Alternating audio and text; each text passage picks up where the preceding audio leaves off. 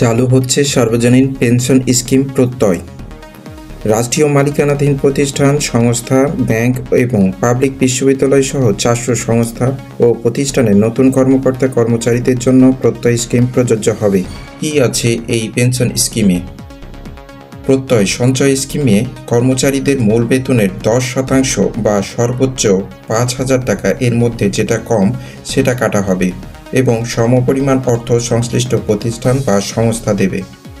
সেই অর্থ জমা হবে পেনশন কর্তৃপক্ষের তহবিলে।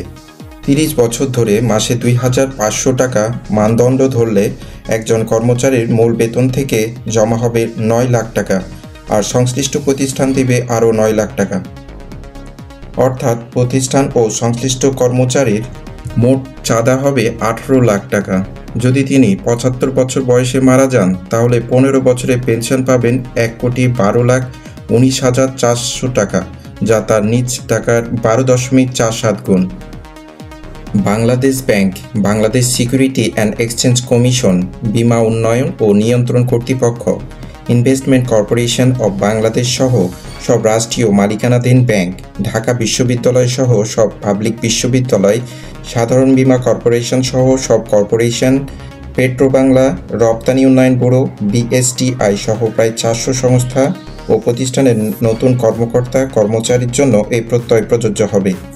সরকারি সিদ্ধান্ত অনুযায়ী পদ্মা ওয়েল, যমুনা ওয়েল সহ সরকারের হাতে 50% উপরে শেয়ারের মালিকানা রয়েছে এমন কোম্পানিগুলোতে নতুন যোগদান করা কর্মীরাও এই বিদ্যমান নিয়মে পেনশন পাবেন।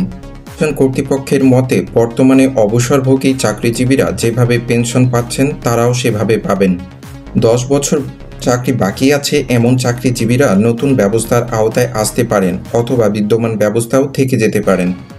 সরকার বলছে এই পেনশনের সুবিধা আজীবন মিলবে, এমনকি আছে এর অঙ্ক বৃদ্ধির সম্ভাবনাও।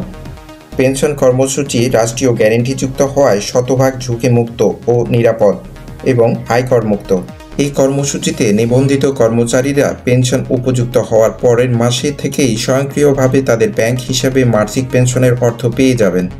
পেনশন পেতে জাতীয় পেনশন কর্তৃপক্ষ বা অন্য কোনো দপ্তরে যাওয়ার বা প্রমাণ দেখানোর প্রয়োজন হবে না।